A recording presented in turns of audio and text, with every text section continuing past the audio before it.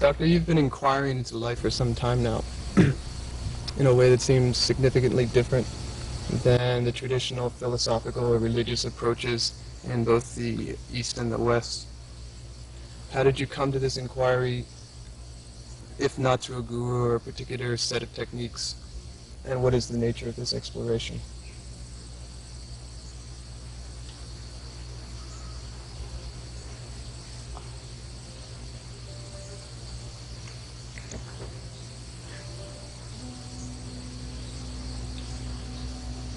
You know, when you try to express something through words, these words have a tremendous limitation. When you say without a guru, really I do not understand what you mean by without a guru. To me, the whole of life has been a guru. And to that extent, I don't think whatever I have inquired or whatever I am inquiring, I could do it in isolation. I could do it by myself sitting in some hilltop or somewhere. So, the question may have arisen again because of the interaction with the outside world. If I am living by myself, I don't think I have any problems. I would never have had any problems. The problem arose because I was interacting with the world. And the world around me was compelling me to go deeper into my life, into my way of thinking, my way of looking and acting.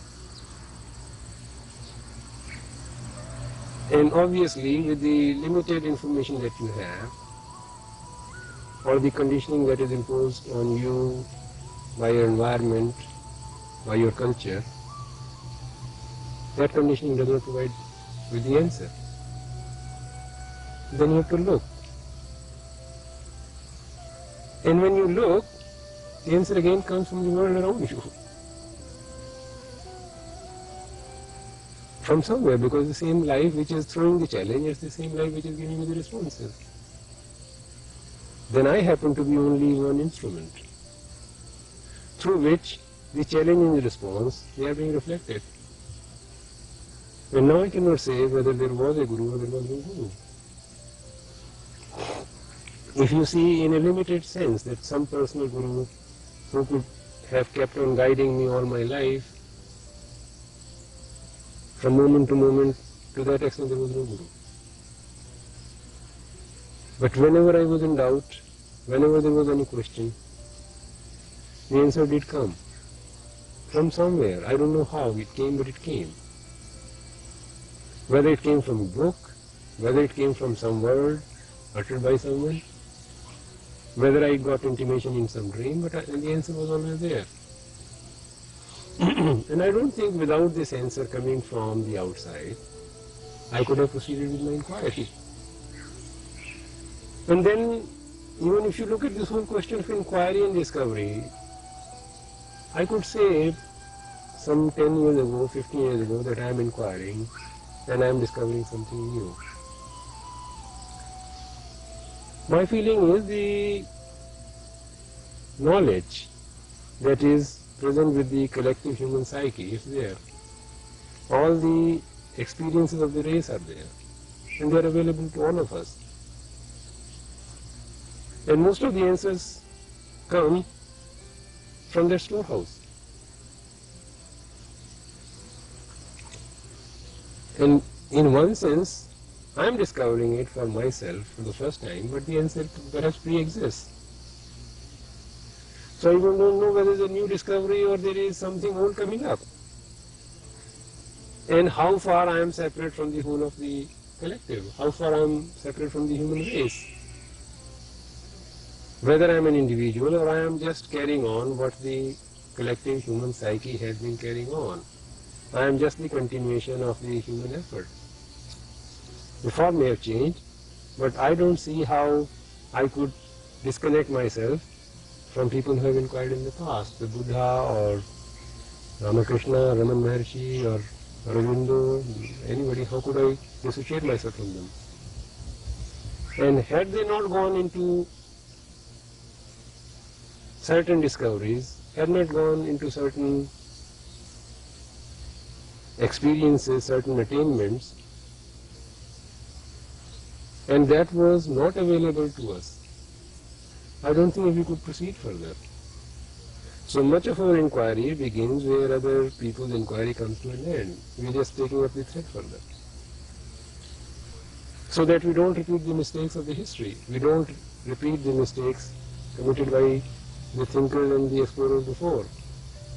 To that extent, I cannot see, without that knowledge, without that data, I could have proceeded further. So, unfortunately, your question poses a dichotomy, that there is a guru or there is no guru.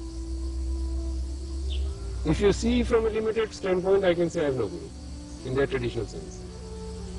But if I look to the whole of life, then whole of life has been providing me answers. And I am seeing guru everywhere. But I don't think without these answers coming from somewhere, without this response coming from somewhere, you could proceed with your inquiry.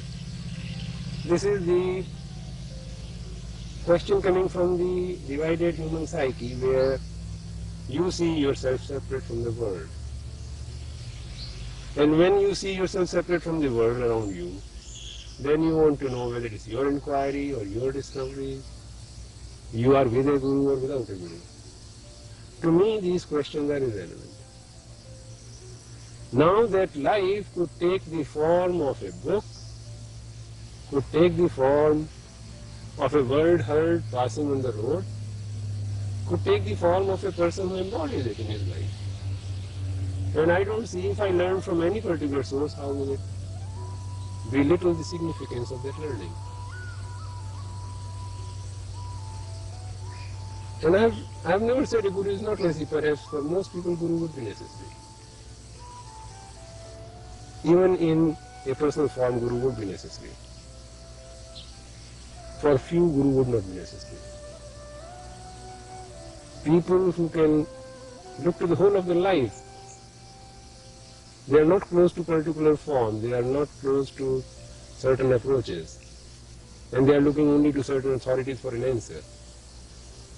For those people, guru would be a must, because they cannot listen outside their framework, their image. However limited the listening may be to an image, most people will proceed from the image. Only some people who are open to the whole of life,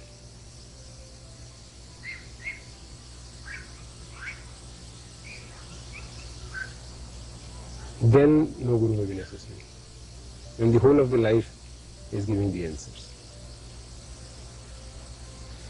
For those who do not go to a guru, for those who look to the storehouse of collective knowledge, how is that discovery made? I don't think you have a choice. You see, when you say, I will not go to a guru, to me this is obstinacy. I think you can be only free of the guru when you go to some guru and you find it doesn't work. Then you can say the guru doesn't work. But without exploring it, without having your personal experience, because you've heard someone else and you say, look, I will not go to a guru, you're closing yourself to one aspect of life. The answer may be readily available next door. But in your life, you may look for a guru and you may never find. I think in my life I look for a guru. Not that I decided that I will never go to a guru. I was really desperately in search of a guru.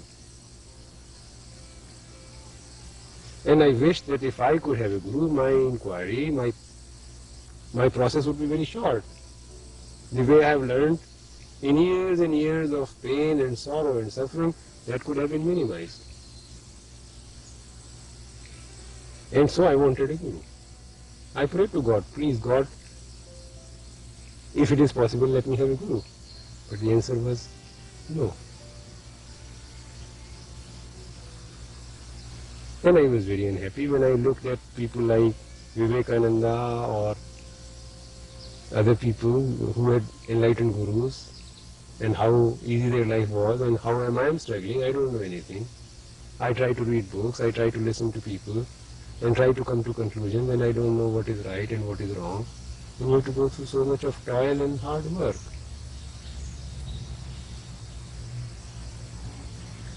But then life perhaps did not intend it that way. So no guru came along. Or my questions were such they could not be answered by anyone with whomsoever I came in contact with. But I don't think you could choose that, look, I will not go to a guru or I will go to a guru. Even if you decide to go to a guru, you will never find one. It's not a matter of your choice. Because as far as I see, and it's the whole traditional understanding also in the East, that the guru cannot be found by just roaming about and going in search of a guru. Guru is not found that way. Only when you search around, go around, then it's a proof of your intensity, of your yearning, that's all. But not that you'll find a guru by roaming about and looking for a guru.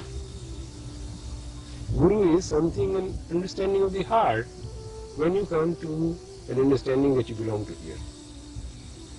When you come in contact with someone, and just by the mere presence, your questions come to an end. Your doubts come to an end. Not because you have been intellectually satisfied, not because some wisdom has been coming out of the lips of the guru or this person, but somehow or the other you come to a standstill, a silence, and your intellect becomes silent.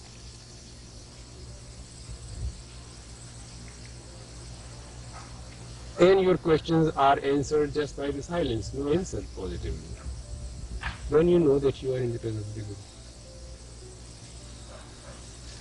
But if you are stimulated by someone, and you have exciting experiences, they can be coming from your projections. And then if you are basing your selection of a guru on the basis of your psychic experiences, when the psychic experiences wear off, you change the guru. So guru to me is an energy where you become very, very clear-headed, very clear that this is the point where you have come to, this is what you are looking for.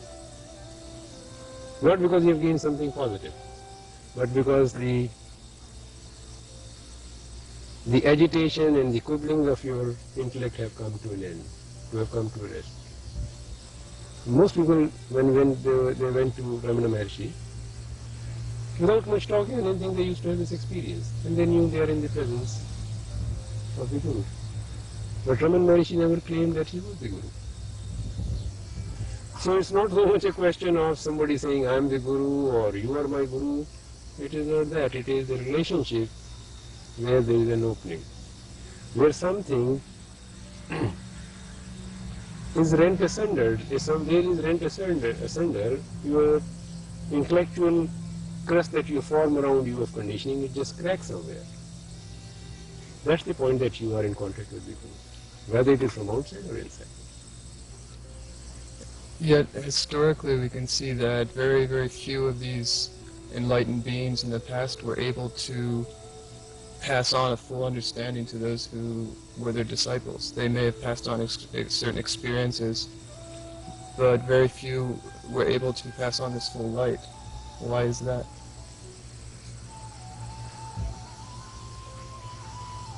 Passing of this understanding to another is not a matter of volition. It is not a matter of choice for the Guru or the enlightened one. Receptivity in the listener or the disciple is an important factor.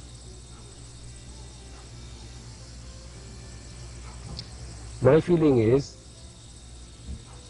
that the Guru and disciple really express two poles of the same energy. If the disciple does not have that matching intensity with which the Guru is imparting the understanding, impartation cannot take place. So perhaps the challenges in the past were such that most disciples were satisfied by a certain security which they could get from the Guru. And their inquiry ended there. And perhaps we would be doing the same thing if we did not have the experiences of the past with us available, how those movements failed, and how the challenges in our times have changed. The challenge of the time is not that there should be one Messiah or one prophet or one Guru and thousands of followers. That's no longer the challenge. Because to my mind, following destroys intelligence. So whenever there is following, there is destruction of intelligence. The Guru-disciple relationship is not one of leader and a follower. The relationship between the Guru and disciple is of two people walking hand in hand, exploring and sharing life. Only with that intensity, when they are having the same matching intensity, then impartation can take place and then understanding can be communicated. So Guru or any enlightened man, the maximum that he can do is to keep his disciples moving, not letting them rest or stagnate, till they come to a point where they are really having the same intensity and passion which the teacher has. So I don't know, in the past maybe many gurus or enlightened beings had not gone that far because the challenge was different. You can come upon this energy and can rest anywhere and have the smug satisfaction of arriving at a goal. And then you cannot go past that and you cannot take any disciple past that. The disciple cannot go past what the Guru has come to unless the disciple makes a break. So impartation can take place provided the matching intensity is there, and anyone today who has some light, it is his responsibility to see that he does not create following but brings about his disciples to a level of intensity where impartation can take place. It may be slow process, it may take time, it may be hard work. It is a hard work and a slow process. The quick way is to create a following, give them a mantra, give them a photo, give them to worship the name or the image and do some chanting and they will have some psychic experiences. But in that following there is a destruction of intelligence. The energy is not carried further. This has happened in case of even people like, I think even Aurobindo, who was very much passionately and intensely trying to bring the supramental consciousness on earth. But then, at a certain point when he found the communication was so difficult, the disciples had to come to the Guru every day in the morning or at certain specific times to have his darshan and imbibe this energy and carry it further. In that process, it may be easy to communicate the energy, but at the same time you are enforcing certain images. You are enforcing some concepts of time and space. So whereas you are making it easy, you are also making it difficult that the energy is no longer pure. So a constant readjustment or shifting of your emphasis has to take place from the form to the formless. And can a Guru take his disciple from the realm of the form to the formless? To that extent is his success, is his achievement in impartation. A phenomenon in this country over the past decade, which has been called the emergence of the New Age or the Aquarian Age. Many people are involving themselves in various forms of meditation and psychic exploration.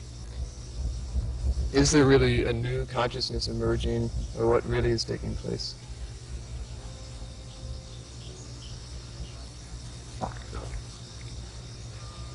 This energy is already open to the human consciousness.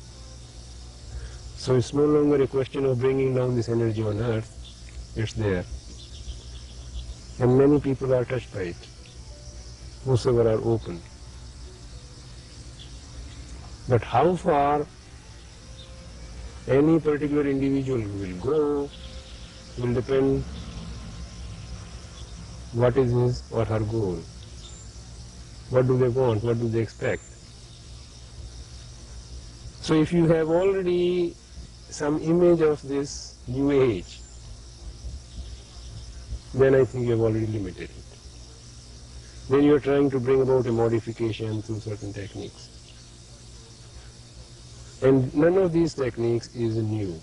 It's important to understand that all these techniques are old, or modifications of the old.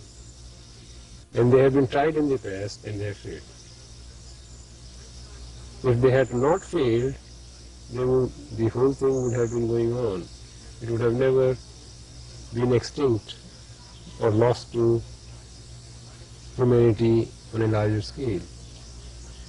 So the very fact that it was extinct means that it was not applicable at some stage or the other. Now you can revive these techniques, and through that revival you can produce some phenomena, some effect, some result. But that result is a psychic phenomenon. That's not a transformation. So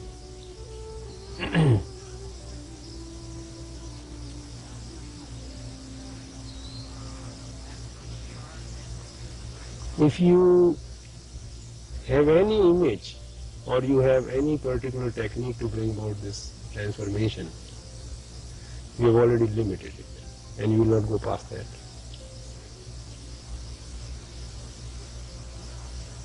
It will be a certain modification, and modifications have been going on all along. For a total transformation to take place, before the techniques can be touched, before you can use these techniques, freedom has to be discovered. And freedom is the freedom from self, freedom from the ego. Without this freedom from the self or freedom from the ego, there is no intelligence. And only when this impersonal intelligence uses these techniques will have some value. Otherwise, when the self or the ego uses these techniques, there is one of tools of power and only tools of accumulation of and strengthening of the self and ego. So I don't think a basic transformation will take place that way.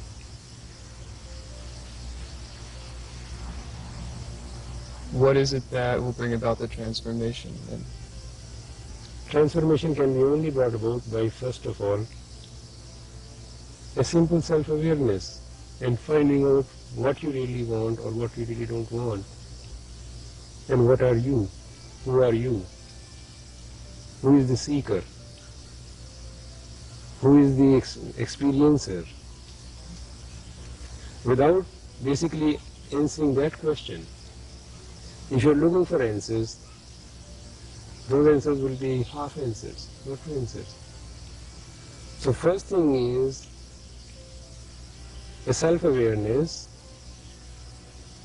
and an inquiry into the nature of self, into the nature of your own conditioning, and to discover what you are from moment to moment. What are your complexes? What's your thought process? What are your hopes and fears and ambitions and dreams? Look at all that. And only when you look at that and look at that choicelessly, and it comes to an end.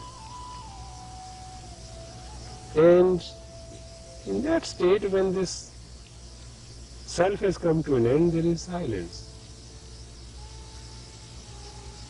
And in that silence, intelligence is taken over, which has no compulsiveness, which has no anxiety, no tension, no conflict. When the mind is only an instrument of perception, then it sees and moves. Only when the mind has come to a point of perception, when it sees and moves, but does not come in conflict, in struggle, in effort, only then intelligence is awakened. So then, from that state of relative freedom, where intelligence is taken over, techniques may be used or may not be used. I'm not sure whether with the full awakening of intelligence, techniques would be necessary. Because sitting here, you could say techniques may be useful in that state. But when you reach that state, you find every day the intelligence itself can create its own techniques. The old techniques may not be necessary. Because I know in my own experience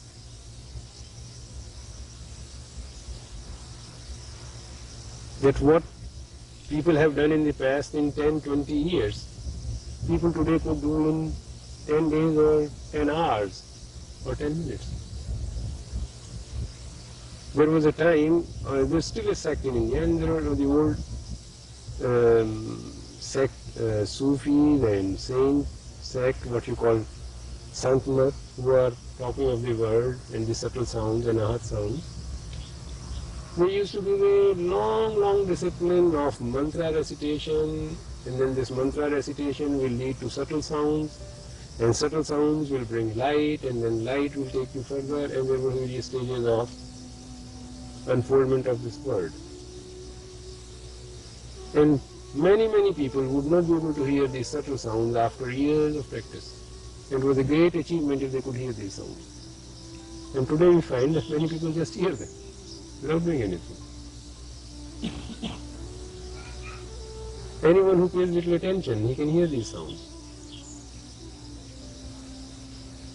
So once the mind has become little sensitive, that mantra won't be necessary. If the mind has come to a certain sensitivity, these techniques won't be necessary.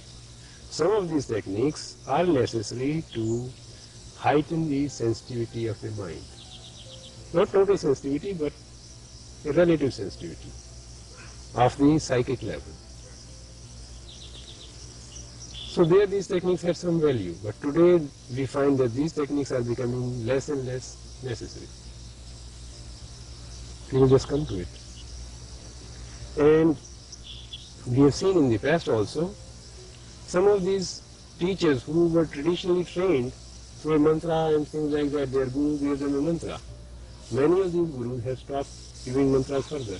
They are not giving it. I know of one or two gurus, teachers, who were initiated into this mantra technique. But now they find it's not necessary. So whether a technique would be necessary or not, it will depend upon the challenge. You cannot say beforehand that a technique is necessary, and techniques would evolve.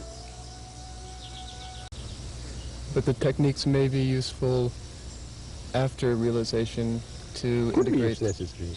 Could be if necessary. There is no bar, because you still need a technique for building roads, for building houses. You may need certain techniques to bring about healing. Certain techniques for materialization if you need to have some materialization done or actualization done. And I don't think there will be any problem, because in any realization or actualization, thought would be necessary. I don't think without the use of thought, intelligence can create anything material, anything substantial. So, thought is the mother of technique. So in what form thought is used, that is called a technique. But thought would still be necessary at any level to create. So how thought will be created, the technique will be small or big, complicated or simple. That has to be decided. Some techniques are better than others. There are certain simple techniques. You may not need very complicated techniques. But in the field of actualization or realization of this energy into the individual and social life, that actualization, thought would be necessary. And that means technique would be necessary, how simple the technique may be. And then there will be no conflict about it. There are in existence certain techniques that seem to be similar to this inquiry. They're the Buddhist Vipassana exercises of cultivating mindfulness, or the Zen technique of just sitting and looking. Is it possible to cultivate this awareness? Or is it possible through these techniques to bring about this understanding, this transformation? When you cultivate awareness through these techniques, the technique becomes important. Not the awareness, but the technique becomes important. And then technique becomes so holy or sacrosanct that you almost swear by the technique. You preach that technique. That becomes an article of faith.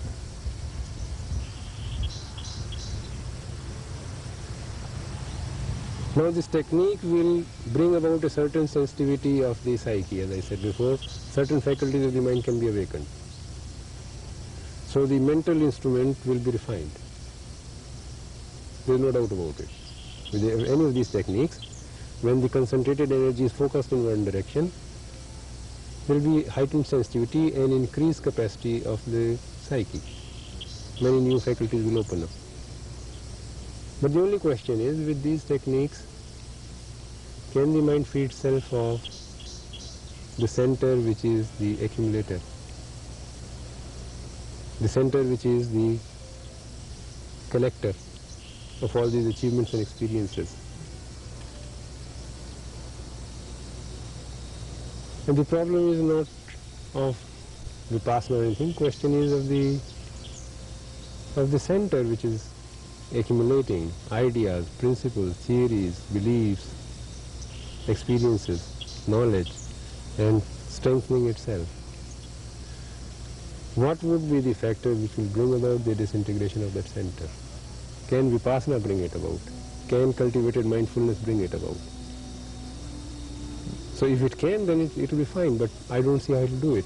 If it does for someone, I have no objection.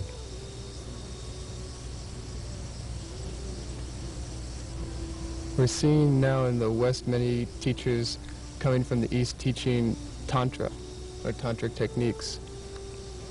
What is Tantra, and what is the use of male energy, female energy? How are they integrated? Tantra is actually a Sanskrit word which comes from two roots, tanu and tra.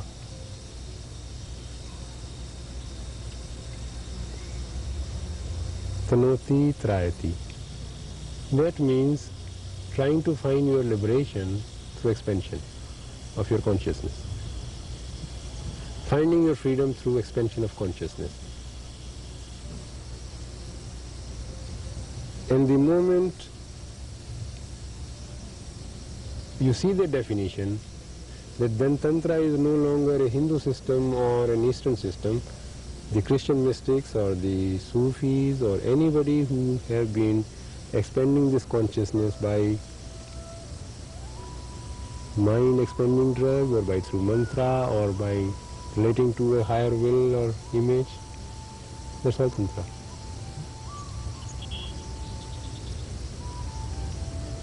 And therefore the Buddhists also have to incorporate it. So there is Buddhist Tantra, there is Hindu Tantra, and in Hindu Tantra there is Shaivite Tantra, there is Vaishnavite Tantra, there are so many forms. The basic question is expansion of consciousness, and through that expansion of consciousness finding your freedom. So obviously it is true that if you can expand your consciousness, relatively you become free. You are living in a small prison and you increase the frontiers of that prison. Then you don't live in a small prison consisting of 10, 12 or 100 rooms. You are a prisoner on a big island. No room, nothing, you are a big island. Thousands square miles of island, you are a prisoner here.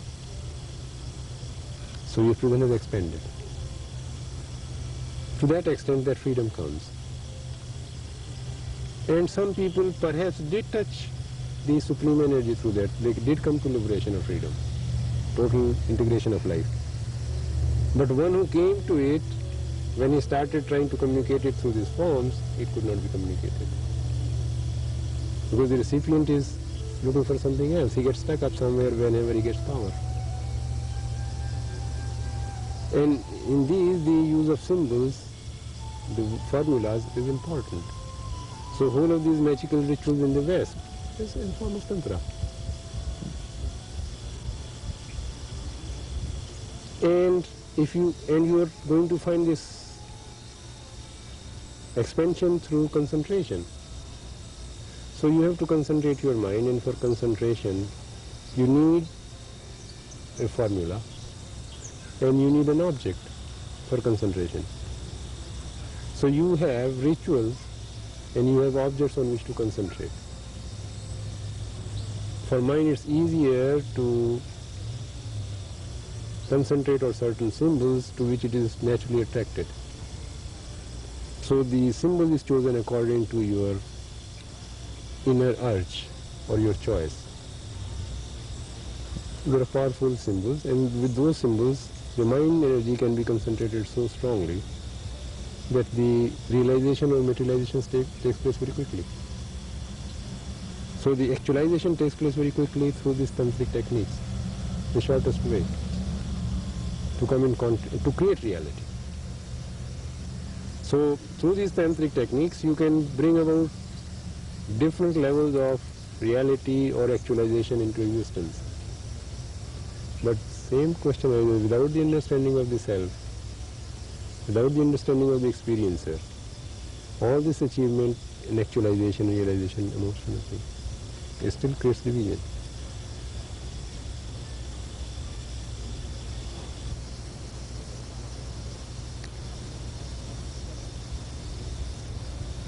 For a moment, can we go into the aspects of Tantra, which seems to be communicated in the West at least, primarily in terms of male and female energy. The purification of those energies, the unifying of those energies to bring about realization. What is that process? You know, if you look all along anywhere, everywhere on the gross material level you can see male and female energies. It's very simple. The whole symbology is male and female energy. Freud has gone so far to interpret those symbols that he could see sex everywhere. But what I am saying is that if you look within yourself, you will find two different energies, male and female. The intellect and the emotions.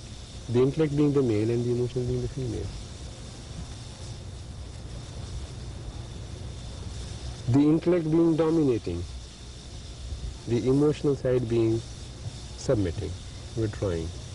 So basically the male energy is the dominating energy and the female energy is the submissive, withdrawing energy in the human life. Not actually.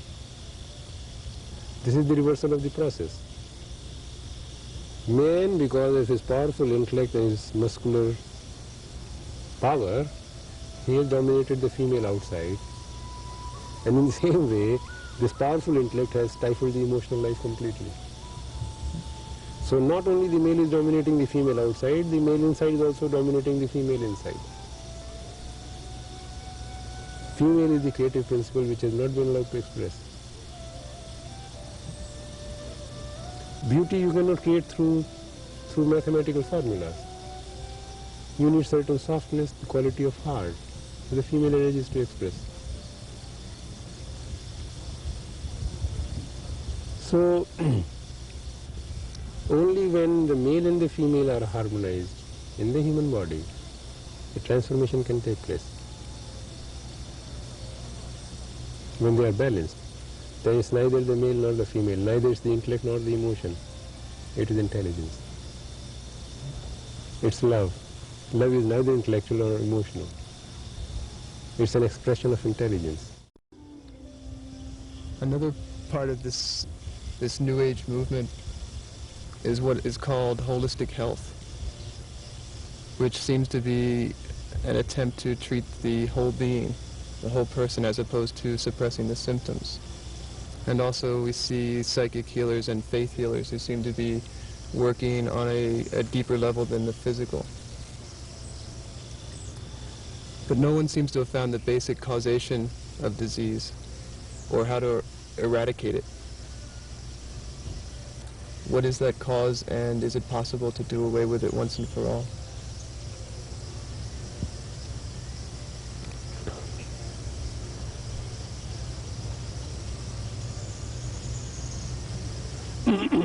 When you are talking of this holistic approach, I think this holistic approach is a derivative of this natural hygiene or naturopathy. The naturopathy does not separate disease from health. So it's a holistic concept that the cause and effect are one and the same. Disease is an expression of health, not divorced from it and separated from it. The modern medicine or the allopathic approach is the approach where you think disease is separate from health and you cultivate one at the expense of another. You fight disease and build up health, and the struggle ensues and conflict ensues. So that's the dualistic approach. And the holistic approach, as I understand it, is to see disease as a manifestation of activity of the vital organism to throw out noxious influences. Then disease becomes a process of elimination of the poisonous substances, not something to be feared, not something to be fought against, but just to let the elimination take place and healing come about. No, but as far as I am concerned, I am not looking at disease from that standpoint anymore.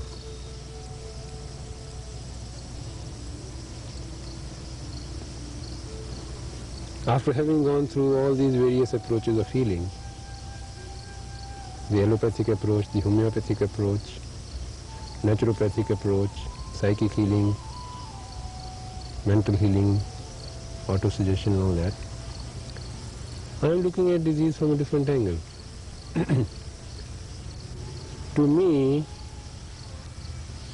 disease begins in the psyche. And a psyche which is in conflict cannot be free of disease. Psyche in which there is division cannot be free of disease.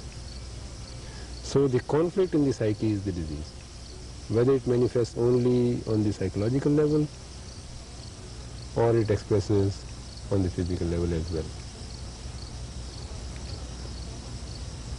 So on the psychological level, conflict must end for health to be.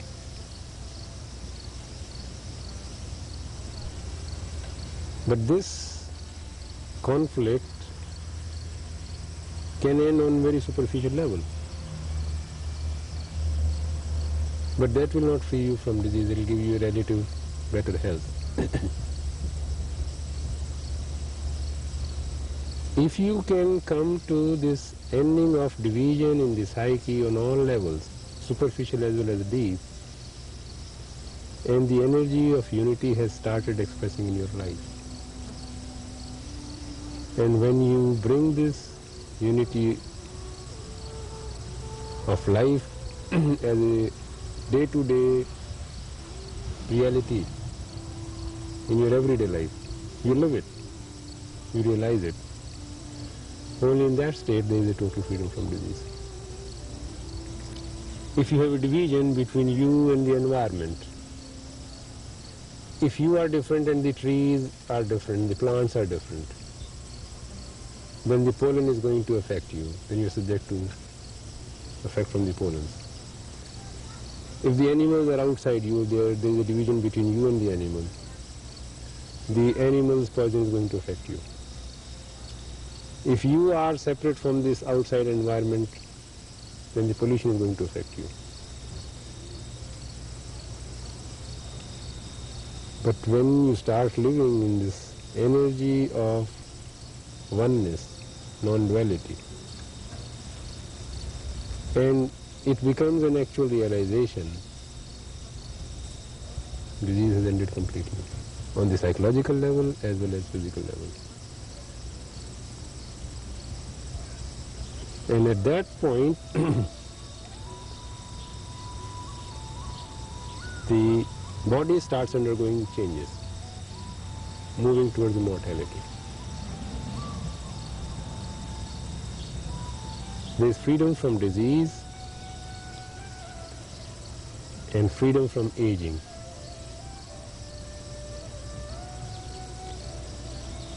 And as far as I can see, perhaps aging is related to certain memories and death is also related to certain memories.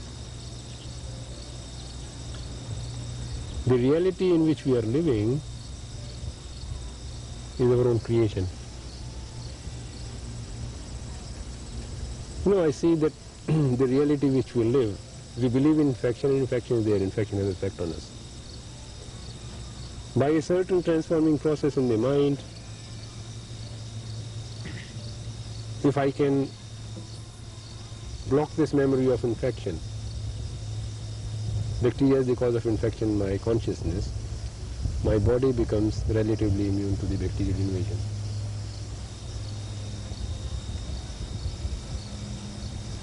So,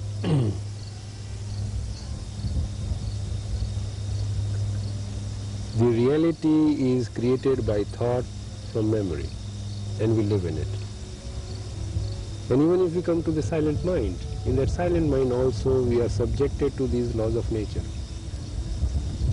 And laws of nature, there are different laws of nature on different levels of reality. There is not one single law holding good for all the levels of reality. So once you start living on that level of reality where there is no division, there is no bacterial invasion, there is no infection, the body becomes immune to infection.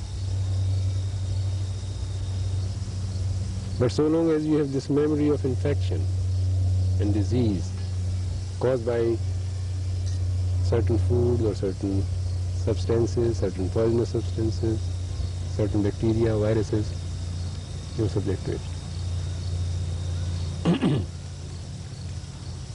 When you have wiped off this memory of infection from your psyche, these viruses and bacteria as cause of disease, because you see bacteria and viruses threatening your existence.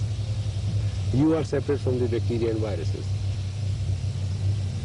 When you can bring this unity into life, this non-duality into life, that life is one whole, there is no division in it. And it's not only a mental concept but an actual realization which is taking place in your life. Then pollen and viruses and bacteria cannot do damage to your body. And even in the past people have done that. They have been able to go even beyond the effect of elements. Like fire, water has no effect on the body if you come to a certain state of consciousness. So the fundamental answer to disease is not through homeopathic approach or naturopathic approach or massage or herbs and things like that, or psychic healing. The fundamental question of disease is related to the total transformation of the psyche, of the human mind and human body. Only with that total transformation, body and mind will be free of disease. So, when we were discussing this holistic approach to health, I mentioned that the concept of holistic health is rooted in natural hygiene, where disease and health are not divided, but it's one single movement of vital energy. And disease being a symptom of elimination, whatever was not needed in the body, it was being thrown out. But if you look from the angle from which most people are looking now, perhaps I don't know whether people who are organizing these schools in this system, they are seeing it from that point. They are seeing it more from the viewpoint of the unity of mind and body. That the mind and body, they are not two separate things, it's one thing. Because I don't think they are talking much of disease and health being one and the same thing. That will have to go a little deeper to understand. Otherwise, you'll make compromises with disease process and you would say, look, health is nothing but a mixture of the two. So mixture of the two is not health. So when you're talking of this unity of body and mind, it's very important to understand what do we mean by that unity, and what is mind and what is body. Body we see, body is definable in time and space. You can see the body, feel the body, it's located in time and space. You can see the changes taking place in the body. But have you any idea about the mind? What the mind is, where your mind is? Can you feel and locate the mind? And if you cannot feel and locate the mind, then mind is going to be only a concept for you. Then you are dealing with the body through a concept. Do you see the difficulty? So, in order to bring this holistic approach completely within the ambit of your understanding, you will have to explore what mind is. So it's no longer a concept. Now we know the mind is not located inside the body or outside the body. It's a field of energy which is created by the movement of thought. When thought moves in its process of exclusion or identification, it creates the frontiers of the mind, the boundaries of the mind. This is mine, this is not mine. This is my country, this is not my country. This I like, this I don't like. So with these likes and dislikes, with identification and exclusion, I define the boundaries of my mind, and within that boundary I suffer or enjoy my life. There is pleasure and pain. So obviously, time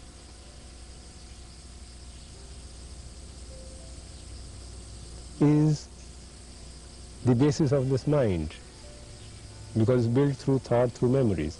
It's time. All the memories are related to time. But as to this space, is the mind limited to space or thought limits it? So when I see that thought limits the mind, and it's my creation, and then I stop this fabrication, this defining of the boundaries of the mind. When thought comes to an end, mind is freed from the boundaries of space. It is spaceless. So when I see that my mind is spaceless, not limited to space, the eternity is the boundaries of my mind. The infinity is the boundary of my mind. When I am not involved in a process of identification or exclusion, in the process of likes and dislikes. So mind is completely free state, is totally free from space. It has transcended space. But it's now still defined by time, through memories.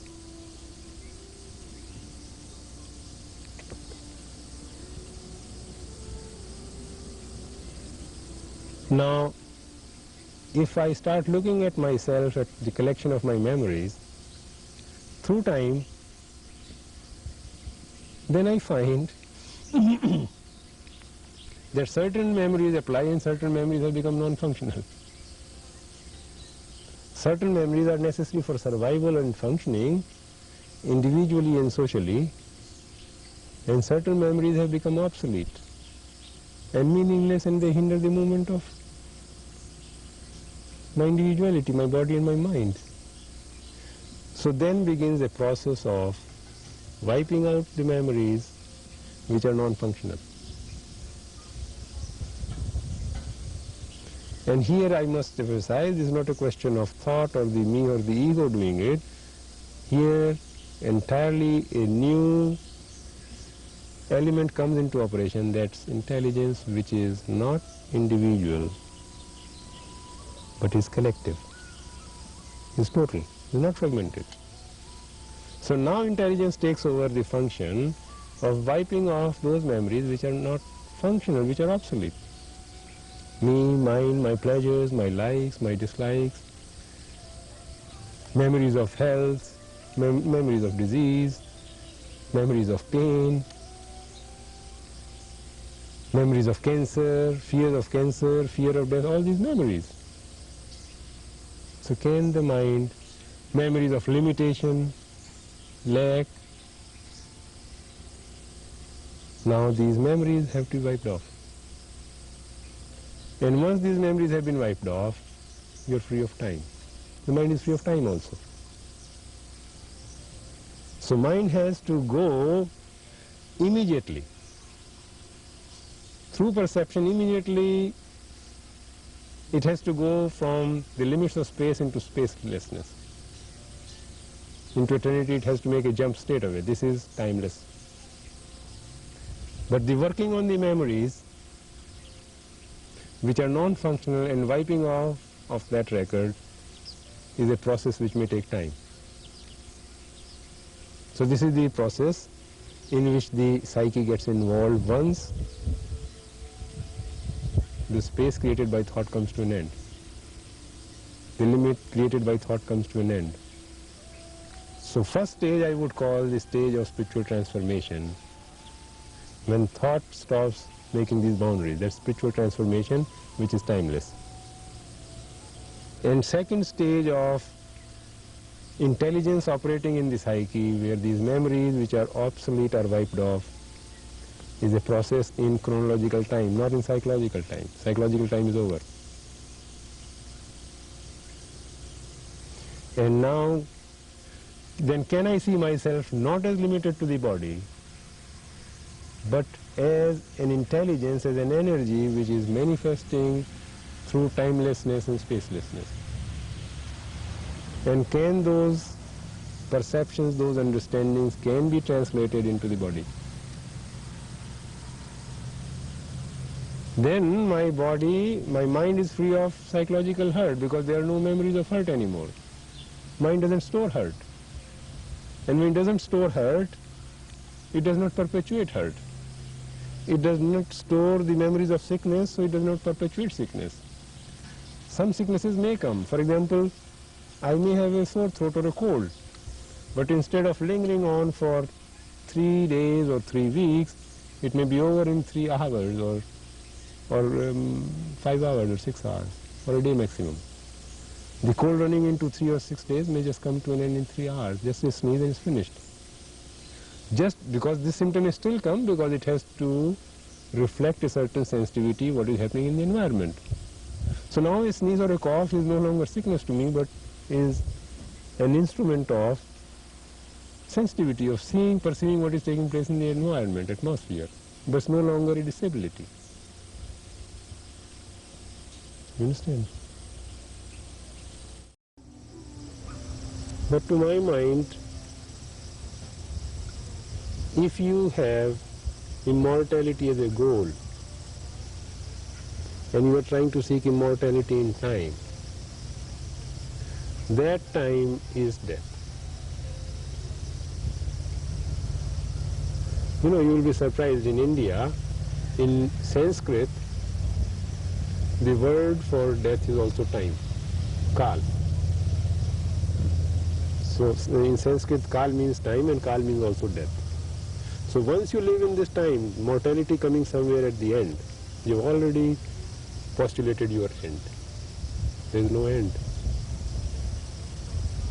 So even my feeling is people who have had this long life, longevity, centenarians, They have not had this longevity because they were working for this goal somewhere, but they were living their life fully, from moment to moment, without wondering, without thinking that they will live long or short. But once your mind is carrying the idea of immortality, then it must carry the idea of death inside. The opposite idea must be there. And therefore death must take place. If you are carrying the idea of health in your mind and trying to build health through one technique or other, even by wiping these memories, disease is there. So can you see what is to be done and you do it and you then start living? Wiping off the goal in the distant future. Then your body has started expressing freedom from aging, freedom from disease, and freedom from death. How far it will go, that let us not worry about that. But if you are constantly anxious about the result, that anxiety is the death. It's going to take place. So the whole humanity is moving that way. Once we see the direction and we start moving on that, I am moving on that. My body may survive for another 10 years, 20 years or 30 years, 40 years, I do not know. It may survive for 100 years, 1000 years, doesn't matter. But so long as I see it clearly and I start moving on that, immortality becomes a fact for humanity. How far it will express in my body, it does not matter. It will express in subsequent generations. But the basis for immortality has to be laid in the present, not in the future. You have to start to learn to live in timelessness. And this energy of transformation is the energy of timelessness. The energy of immortality is timelessness. The energy of rejuvenation is timelessness. If you are living in the world of thought and division, aging must take place. You can slow it down. You cannot end it. But if time has come to an endless thought, mind is not wasting its energy on thought through conflict. And mind is expanding into this consciousness of unity with the whole universe. It's living in this unity of the universe as a fact, not as a flash sometimes, not occasional glimpses sometimes, but as a, let me use the word, as a constant experience.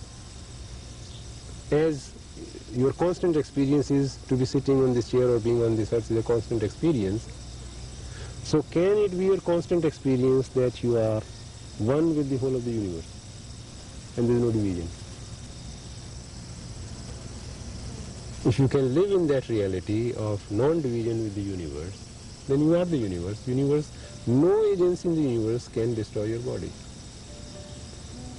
Nothing in the universe can harm your psyche or your body if you live in this unity. That's a miracle. That's the power of the mind which lives in this unity. That's indestructible. But you'll have to come to it by a conscious realization. It won't happen automatically. Even when you come in contact with this energy, this universal energy or energy of non-division or eternal energy, rejuvenation and immortality will not come as a byproduct, will not come by itself. You still have to work for it. And to work for it is to actually realize it in your day-to-day life. That means you will have to bridge the gap between this energy and the material and the mental universe. The mind and matter has to become a vehicle for this energy. Only when it starts manifesting on mind and matter, then immortality becomes a fact. Youthful vitality becomes a fact, because immortality could have two aspects. You might be having a long life, but you might still be looking an old person. So first will be rejuvenation, and then there will be immortality. And at that point, I would say that is the direction in which humanity is moving, or has to move, to find the solution to all its ills. to find total security, psychological and physical, where it cannot be threatened by anything in the universe. And to me that is new consciousness, that's the new age. Not this mumbo jumbo of having some dancing and singing, some chanting. This is not new age. So what you're really indicating is that it's possible to take a quantum jump in evolution. You're talking about a total transformation of the physical body. Yes. Which in the past has taken, even for the smallest change, millions of years for the body to change, to respond. In the past, it has taken millions of years to bring about the changes because the evolution was proceeding on an unconscious level. Now, with the conscious realization of what is taking place, it can be expedited and accelerated.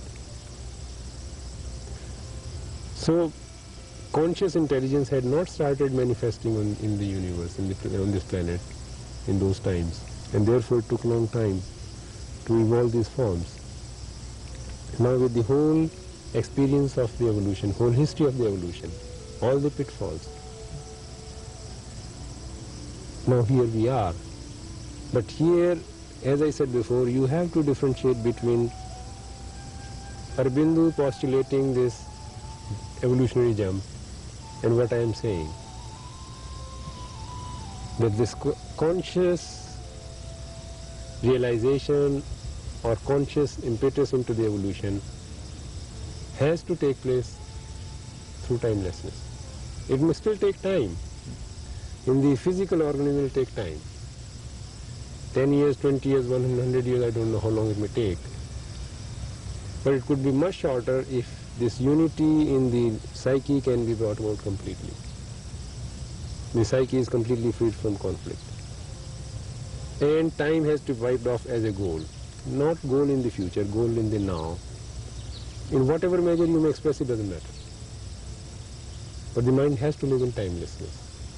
The energy of timelessness only will bring about this transformation. And then it's not a distant future, it's not a distant goal. It is realizable within our lifetime.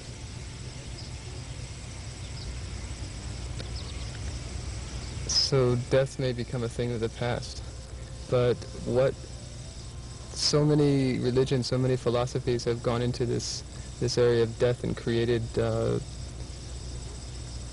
many ideas about death, rebirth, karma. What is death then? And is there any truth to any of these ideas? And how does it apply to this life that we're living? As you say, the idea, death may become an idea. That is, perhaps may happen. Because if you see, even technologically, we are advancing towards the direction. Not that you have to come to it through yoga or change in consciousness. This whole field of organ transplants is taking us in this direction. And there is so much research going on longevity. And it could be a breakthrough may be made through some chemicals, through transplants. There are so many approaches, but they will be still limited. Without the change in consciousness, immortality will come, will be just like immortality of the plastic. The plastic is immortal. They say it cannot disintegrate, just stays as it is. But the human body, if it becomes like plastic, it will be of no use if there is no change in consciousness. So we have to proceed from the change in consciousness and then to immortality of the body. Now, actually, the moment your mind is free of this fear of death in the psyche, the idea is finished. And fear being idea, death is not a fear. Death is not terrifying, but the idea of death is terrifying. So when the mind is free of this fear of death, because no longer caught in the thought process, immortality has come on the intellectual level, on the psychic level it has come. But this immortality has to express further. And it will express further through the body when the deeper layers of memory will be erased, which harbor this conflict and fear of death, infection, disease. So that will have to be wiped off. And that immortality the mystics had. On the psychic level, the psychics, the saints, the yogis, they all had it. But now the question is to translate this immortality from the psyche onto the physical. This will take place only when the memory of all disease, all defective memory is wiped off from the psyche.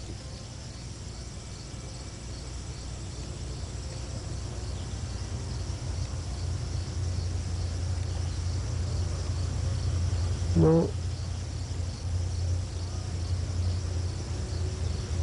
in the psyche,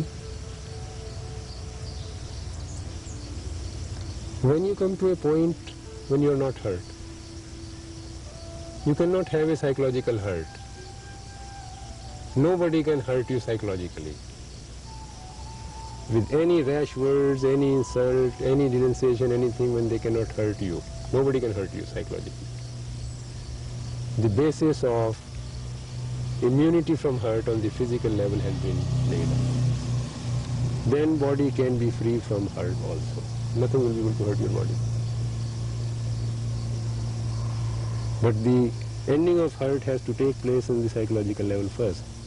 If you are susceptible to hurt on the psychological level and you are trying to bring freedom from hurt, accident and disease on the physical level, your body will be just like plastic.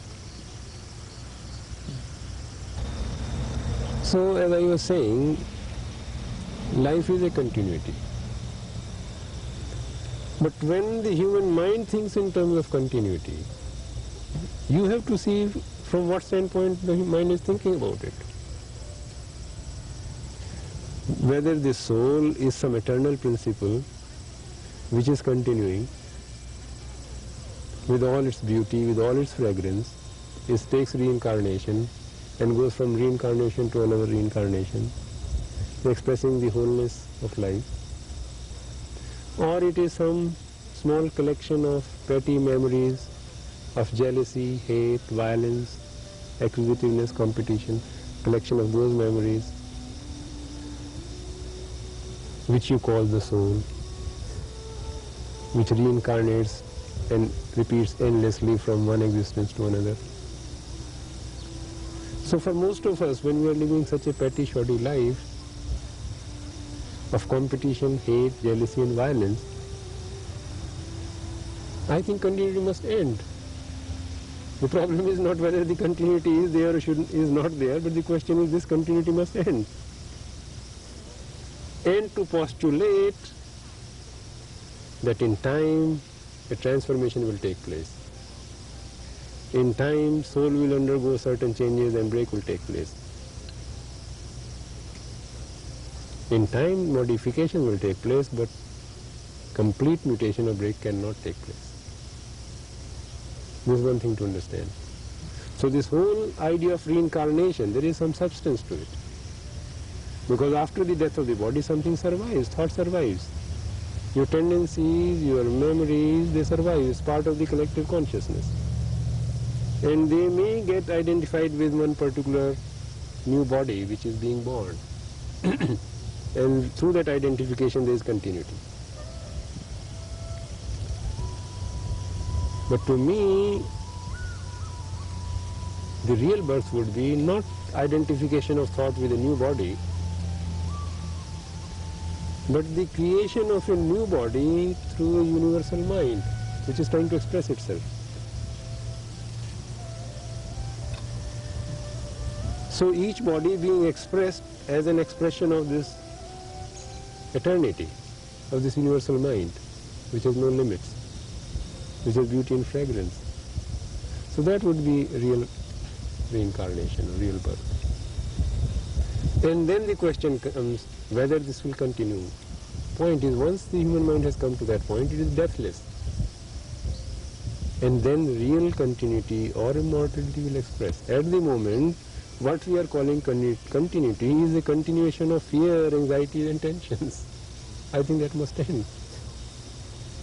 And so seeking consolation in reincarnation and rebirth is silly, because what is going to be reborn?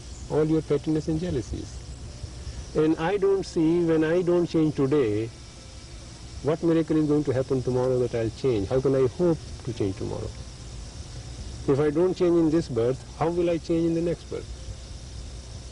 So if I'm seeking a hope in the next birth to bring about a change, why don't I change just now? So the human mind is using this reincarnation as a means of postponement. This is an idea which is being used as postponement. And I think the earlier we can free ourselves of this idea, the better, because it is hampering the movement of evolution. Every idea has validity.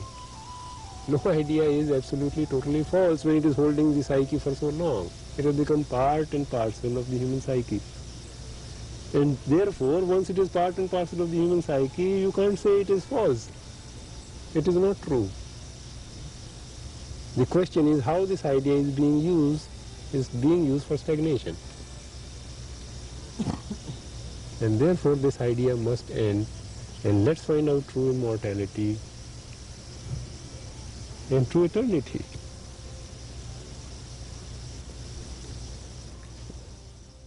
We're in a world with apparently 4 billion people who see their individuality, who create wars, who pollute, who keep food from each other.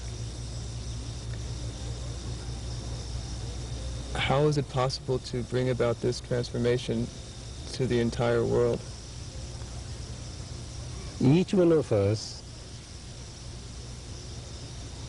are violent because we are insecure. Violence is not inherent to human nature. Violence is only an expression for search for survival, search for security. Greed and possessiveness is coming out of insecurity.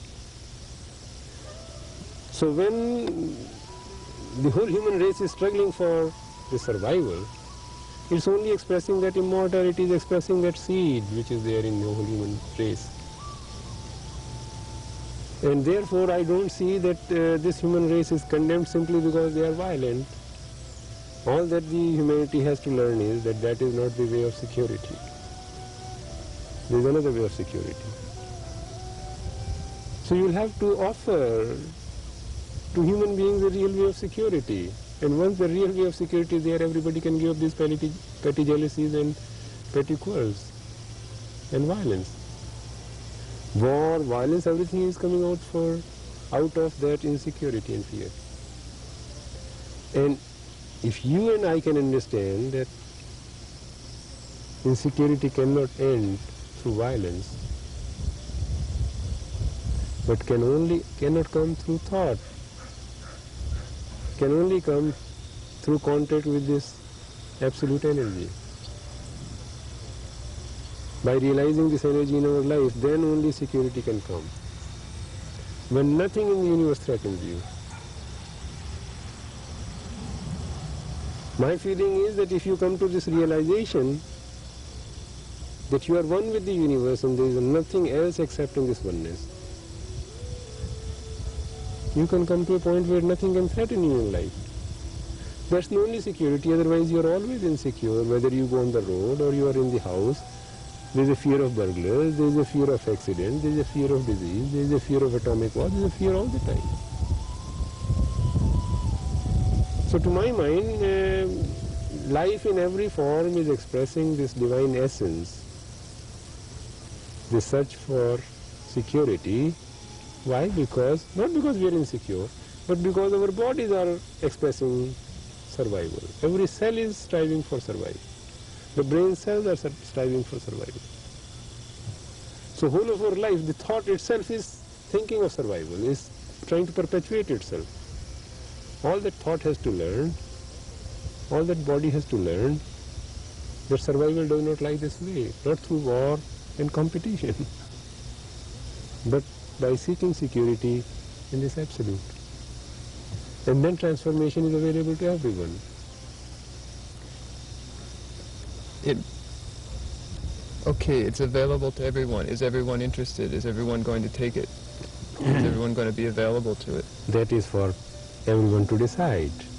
Those who won't take it will be destroyed.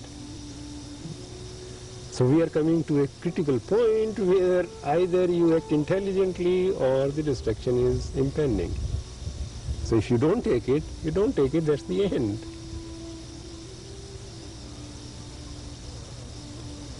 And my feeling is the human life is expressing intelligence somewhere. It may not be very clear and manifest. It may be in the seed form. It may be latent somewhere, but it's there.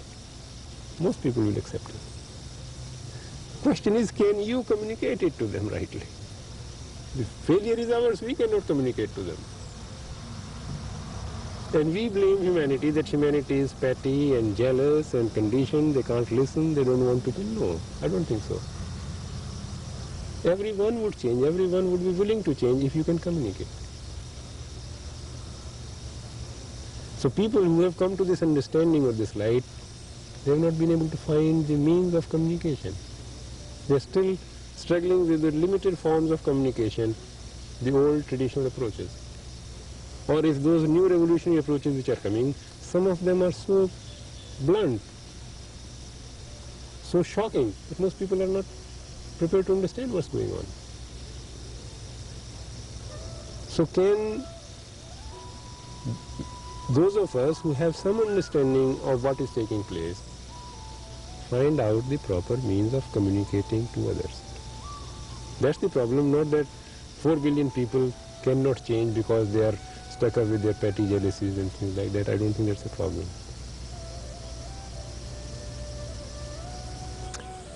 Doctor, for one who meets you, what is the relationship and what is the responsibility? To my mind, anyone who meets me and who listens to me is one who is totally open to me.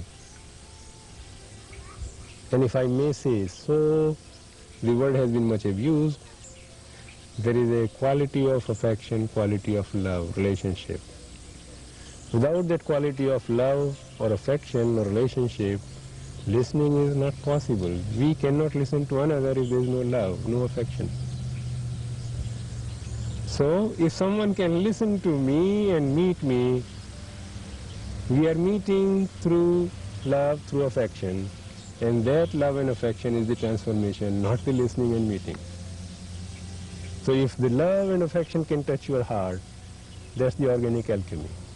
Not the words what are being spoken, and not certain gestures or questions and answers which are being discussed. Because all those questions and answers could go purely on the intellectual level.